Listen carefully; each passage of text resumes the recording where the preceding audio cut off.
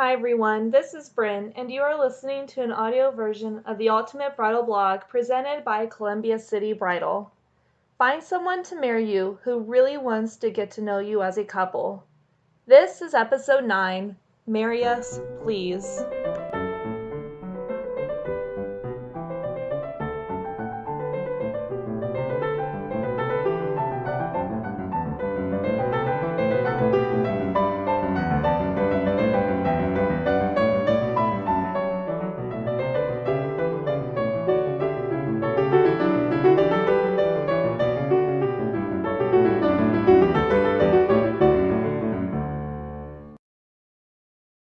It is obvious the most important part of your wedding is, the actual part where you get married.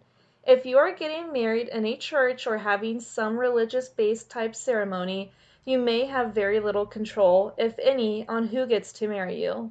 If you do have any sort of power to choose, make sure they check your boxes before agreeing to them. Quick side note. If you do have a religious figure, see if they will let your photographer take pictures during the ceremony. If this is important to you, try to find someone else who is more relaxed about it. When it comes to choosing an officiant, choose someone who is the ultimate hype man or woman when it comes to you as a couple. It is always a nice personal touch when it is someone you know. They are able to add that personalization to the ceremony that seems genuine and maybe even have a few good stories of their own about the couple. Hee. Of course, not everyone goes this route, and you have to find someone who does this for their living. I know by this point it is standard practice, but it bears repeating that when searching for an officiant or any vendor, to read reviews and look for any possible red flags.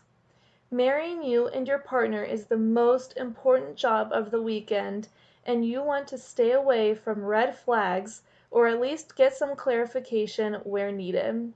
It is also in your best interest to find someone who has lots of experience.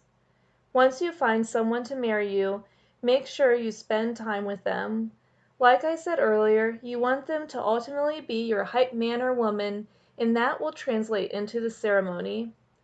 Check the contract and find out what happens if your officiant ends up too sick to perform the wedding, among other things. It is also in your best interest to have control over the ceremony and to be able to read the script before the big day. Something to also consider checking is their flexibility. When you have your first kiss with your partner, you will want to make sure your officiant is off to the side so they don't get in the picture. Is this something they do already, or can you make that suggestion without feeling judged? Ceremony help. To help you wrap your brain around what you and your significant other may want, let's ask ourselves some questions. 1. Do I have a choice as to who gets to marry us? No? Onward to the next phase of planning. Yes? Okay, so let's move on. Number 2. What type of ceremony do we want? So think of all these that apply. Fully religious, non-religious, mixture of both religious and non-religious, personal, serious, funny, serious and funny. 3. Find someone who checks your boxes from number 2.